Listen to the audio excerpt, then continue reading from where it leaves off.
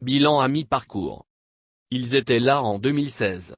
Certains étaient des soutiens de première heure. D'autres sont venus avec la vague de soutien des candidats malheureux au premier tour. Mais tous avaient fait de l'élection de Patrice Talon un défi générationnel. 5 ans après, que sont devenus ces jeunes loups de la rupture? Matin Libre a fait l'enquête. John-Alexandre Tikpa, le sénateur, community manager et activiste très engagé dans les réseaux sociaux, John-Alexandre Tikpa le sénateur, fait partie des premiers férus des réseaux sociaux, ayant commencé par vendre Patrice Talon par rapport à ses ambitions politiques de 2016. Membre de la team d'Oswald Moekicourt en 2015, l'ancien candidat malheureux aux législatives sur la liste peu était très suivi par les internautes, notamment sur sa page Facebook. Arguant de cette notoriété abondante teintée d'une crédibilité et adhésion certaine, il a eu le mérite d'en profiter aisément, pour pouvoir vendre Patrice Talon. Pendant la campagne électorale de 2016 en vue de la présidentielle, l'homme faisait partie des jeunes très restreints à accompagner le candidat sur tous les terrains sur lesquels il devrait se rendre. Ceci, pour relayer toutes les activités de campagne du challenger de Lionel Zinsou, aux jeunes internautes.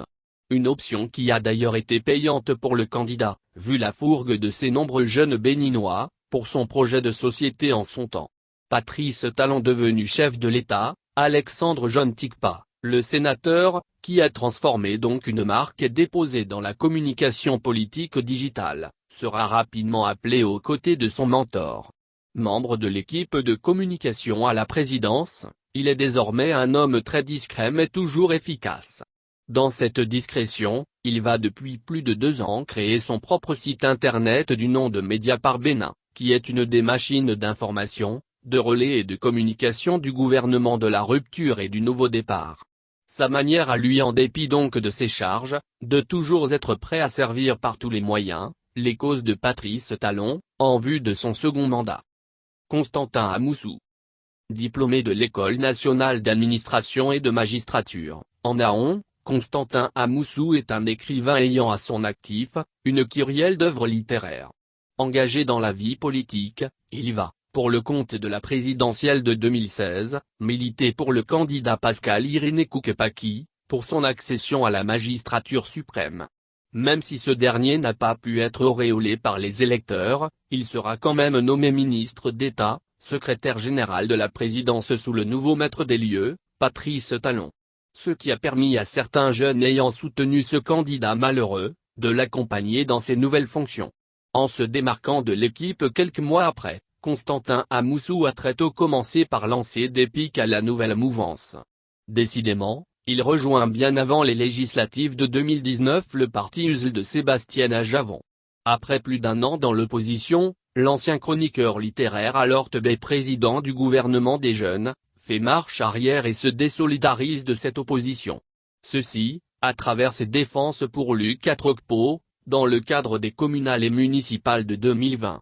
Lancé en août 2020 en un moment où une nouvelle candidature du chef de l'État était encore loin d'être une évidence, l'association La Dynamique Continue dont il est le secrétaire national à la communication a conceptualisé et lancé le mot d'ordre La Dynamique Continue qui a donc été repris en chœur plus tard, par une grande partie de la classe politique qui est devenu le thème de campagne officiel de Patrice Talon. Personnellement, il s'est investi, dans la période électorale et outre la mobilisation dans les actions d'apaisement des tensions qui s'annonçaient en conduisant des missions de sensibilisation des jeunes de tous les bords contre la violence en période électorale. À nouveau donc rupturien, il a l'opportunité de mettre, au profit du régime et surtout du président de la Cour constitutionnelle Joseph Djobenou, dont il est devenu très proche, sa verve et toute sa détermination. Serge Nonvignon. Journaliste animateur puis directeur de la radio Océan FM avant la présidentielle de 2016, Serge Nonvignon avec les médias du groupe de presse Le Matinal était beaucoup plus convaincu et engagé pour l'opposant d'alors, Patrice Talon. Depuis l'exil français du magnat du coton, la radio des défis avec l'onction donc de son premier responsable faisait feu de tout bois, pour laver l'honneur de cet exilé et par ricochet, critiquer vertement le régime de Boni. Devenu candidat à cette présidentielle, Serge Nonvignon dans sa peau de journaliste et nonobstant ses responsabilités trouvait toujours de créneaux pour défendre Patrice Talon, Au retour des nombreux débats circonstanciels, organisés sur cette station radio et ses campagnes de proximité dans Calavi, en tant que membre de la cellule de communication de l'Homme. Juste quelques semaines après la prise de pouvoir de Patrice Talon, l'ancien protégé de Charles Toko a été appelé au palais de la Marina, pour faire valoir ses compétences dans l'équipe de communication du nouvel homme fort du Bénin. Dans ce rôle depuis 2016, il ne cesse de répondre aux appels des médias, afin de défendre et de soigner l'image du gouvernement, sur des sujets relatifs à l'actualité nationale. Également bras opérationnel entre le pouvoir et les médias, l'ancien directeur général de la 88.6 FM également très fréquent dans les réseaux sociaux demeure convaincu de son choix et n'est pas prêt à laisser l'actuel locataire de la Marina. De la tournée de reddition de comptes à la campagne électorale de 2021, il a bien sûr été sur tous les fronts pour la communication du duo Talon-Talata. Ceci, comme en 2016, même si les rôles ont changé. Orden Aladatin.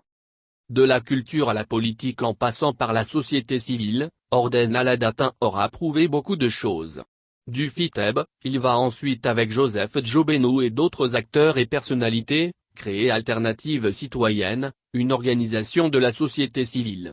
Très acerbe envers le pouvoir du Boni Yeyi et ayant toujours envie de dire plus, il va avec ses pairs, transformer cette plateforme en un parti politique. De là, Orden Aladatin à travers les mouvements comme Mercredi Rouge et autres a réussi à devenir un acteur incontournable de l'opposition et défenseur ardent de Patrice Talon, muté depuis l'Hexagone en chef de file de cette opposition. Coopté par l'Union fait la Nation en 2014, l'homme va rapidement être fait conseiller municipal à Cotonou, à l'issue des communales.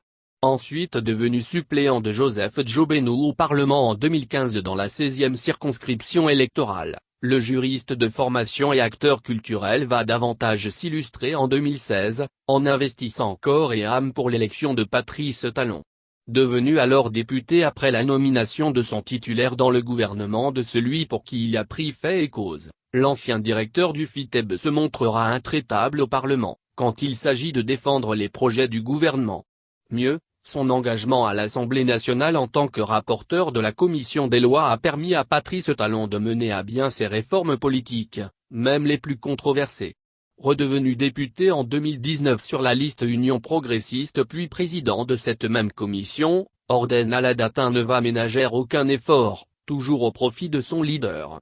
Il a encore au cours de la campagne électorale de 2021 vendu aux Cotonois son candidat comme ce fut le cas en 2016, tout en sensibilisant pour la paix.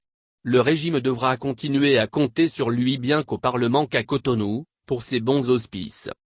Wilfried Léandre Ouambedji. Journaliste à la Nation, il était également présent sur l'émission La Caravane du matin de Radio Tokepa animée par Benjamin Agon, où l'actualité politique nationale était au menu. Rhétoricien hors pair, ses principes et orientations politiques lui ont valu certains ennuis, dans son service. Repéré pour la clarté de ses opinions, il sera vite appelé par le candidat Pascal Irénée Koukepaki, pour l'accompagner dans la campagne présidentielle de 2016. Promu directeur de communication au palais de la Marina par Patrice Talon qui l'a rejoint au second tour avec son candidat, celui qui se fait affectueusement appeler Willy Léandre deviendra ainsi, un des acteurs de communication les plus sollicités de l'équipe présidentielle. Tout au long du mandat du chef de l'État, l'ancien homme des médias a souvent été présent sur des chaînes de radio et de télévision pour défendre l'honneur du président de la République, expliquer et justifier certaines décisions et prises de position de Patrice Talon. Toujours dans sa peau de directeur de communication, Wilfried Léandre Ouambedji a été un des personnages clés de la victoire du duo Talon-Talata. Au-delà de ses tâches quotidiennes consistant à soigner donc l'image du chef de l'État auprès des Béninois, il a, pendant la campagne électorale, coordonné et surveillé de près tout ce qu'il y a eu de médiatique, autour du duo. La viabilisation du projet de société de Patrice Talon et de sa colistière n'a non plus été faite, sans lui. Osvaldo Meucki. Leader, Osvaldo Meucki a été un des jeunes les plus acquis à la cause de Patrice. Après son séjour dans le parti APT, il a créé son propre mouvement dénommé Front pour l'alternance, pour mieux s'illustrer. Acteur et diplômé en communication, il a très tôt avec ce mouvement choisi son camp, qu'est Patrice Talon. farouchement opposé au régime de Boni Yeyi, il a combattu avec la dernière rigueur, la révision de la Constitution en son temps. Avec nombreux jeunes derrière, il a, toujours par le biais de ce mouvement, mobilisé un montant de 15 millions, afin de payer la caution du candidat, à cette présidentielle. Nommé ministre de la Jeunesse et des Sports depuis le 6 avril 2016 par son candidat investi président, Osvaldo Meucci n'a pas depuis ce moment bougé de ce poste. Aimant, il demeure un des ministres les plus cotés du gouvernement. De la professionnalisation du championnat national de football à l'accalmie à la Fédération béninoise de football quant à son équipe dirigeante en passant par la construction de dizaines de stades omnisports sur toute l'étendue du territoire sans oublier les autres domaines qu'il a en charge notamment le soutien des jeunes, l'homme a toujours été prépondérant. C'est d'ailleurs sous lui que l'équipe nationale de football a atteint les quarts de finale, pour la précédente campagne de la CAN. Malgré ses occupations, son combat politique n'a pas fléchi d'un iota. Membre fondateur de l'Union progressiste, il a été élu député en 2019, même s'il ne siège point. Après s'être illustré dans son Koufo natal lors de la tournée présidentielle et de la campagne de 2021 pour son leader, il a démontré à nouveau à Patrice Talon son engagement politique, lequel devra compter sur son management, pour son second mandat. Urbain Amebodji. Influent et respecté membre de la société civile il y a quelques années, Urbain Amebodji s'est illustré ensuite à travers sa détermination pour le candidat Patrice Talon. En créant Alternative citoyenne avec ses autres camarades, il a été une des figures de proue du mouvement Mercredi Rouge, qui s'était farouchement opposé au régime de Boni Yeyi. En jetant son dévolu sur Patrice Talon pour la présidentielle de 2016 après le désistement du chef de son parti Joseph Djobenou en faveur du même candidat, l'homme a parcouru coin et recoin de son Koufo natal, pour rallier en 2016 les électeurs, à la cause du candidat. Mieux, ses interventions sur l'émission La Caravane du matin animée par Benjamin Agon sur Radio Tokpa ont fait de lui, un militant et opposant connu et dévoué. Après l'élection de son chouchou, Urbain Amebodji sera envoyé par le nouveau président à la tête de l'Agence nationale pour l'emploi, ANPE. Depuis près de 5 années, l'ancien coordonnateur du Centre Africa Obota y siège et continue de faire parler de lui. Notamment, dans la gestion de carrière des milliers d'enseignants aspirants engagés par le régime de Patrice Talon. Tout ceci, associé à d'autres rôles capitaux dans la création et la promotion de l'emploi, qui demeure un défi très précieux pour tout régime. En dehors donc d'accompagner le chef de l'État dans ses missions à la tête du Bénin depuis son poste de DG à NPE, Urbain Amebodji n'est non plus resté en marge de la réélection du président de la République, pour un second et dernier mandat. En y participant à travers des contacts avec les électeurs, c'est évident qu'il n'est pas prêt à abandonner son leader. Ceci, sûrement pour longtemps. Guimi Tokpe.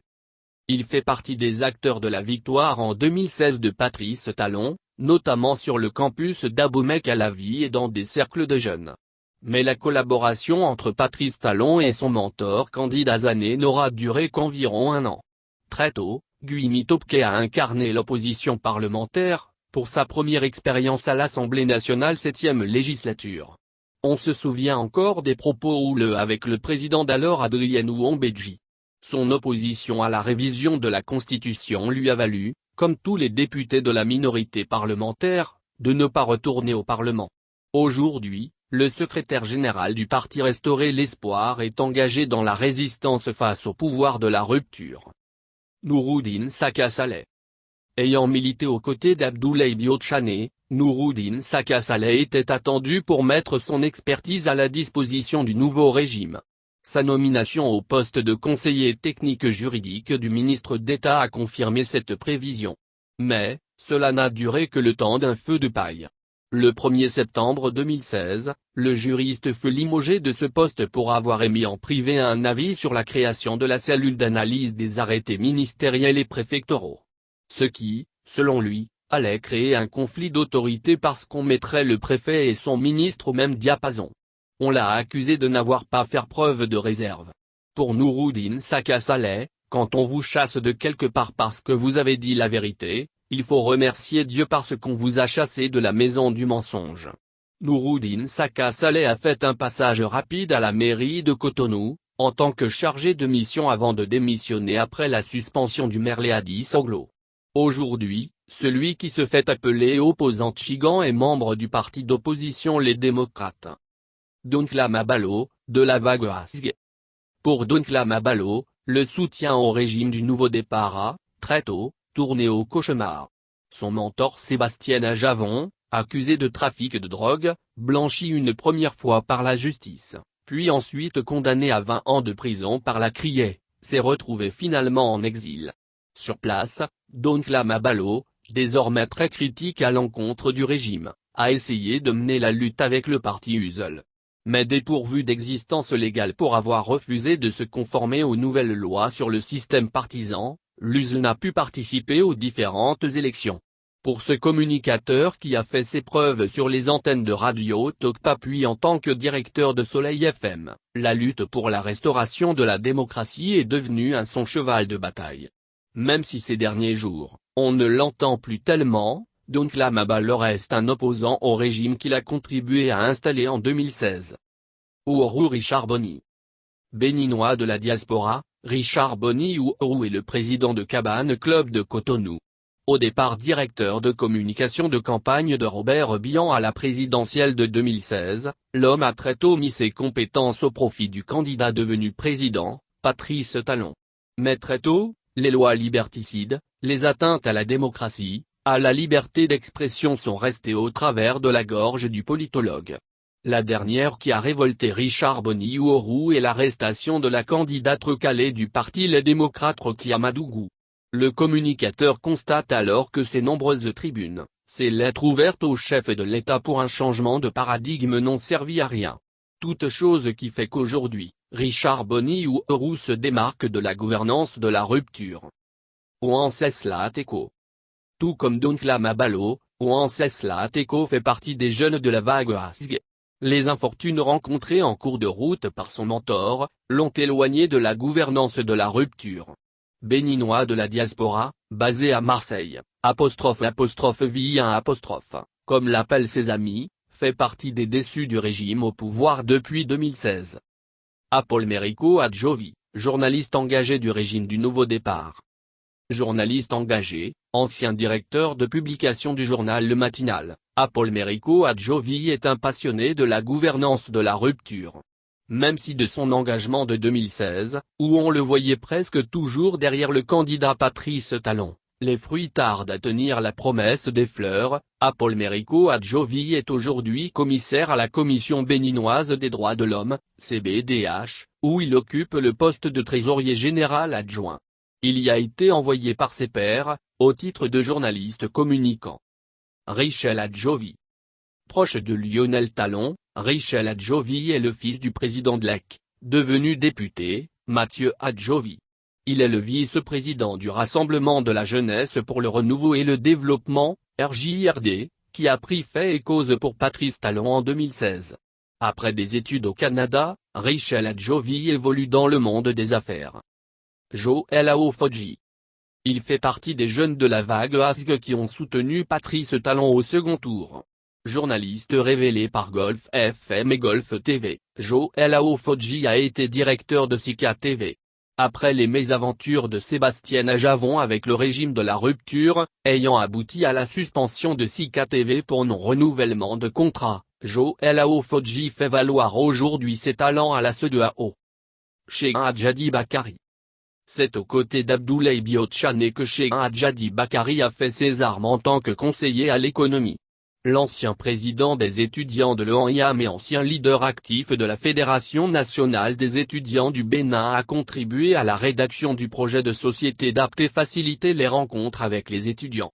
Aujourd'hui, il fait ses preuves aux côtés du président de la République du Togo Faure Sozimna Simbe dont il est le conseiller en énergie. Sani Moukaïla. Il n'a pas changé de domaine d'activité depuis 2016. Malgré sa proximité avec le régime de la rupture, Sani Moukaïla est resté dans le monde des affaires. Jeune opérateur économique spécialisé dans l'importation et la distribution des denrées alimentaires et ayant aussi des intérêts dans le domaine d'éthique, Sani Moukaïla est le neveu d'Abdoulaye Biotchane et gendre du général Robert Bihan. Cyprien Koboudé. Ancien secrétaire à la communication du PSD, Cyprien Koboudé est un proche d'Emmanuel Golou. Tout comme les jeunes ''Lou'' de la vague ASG, le soutien d'Emmanuel Golou à Sébastien Ajavon l'a fait éloigner de la gouvernance de la rupture.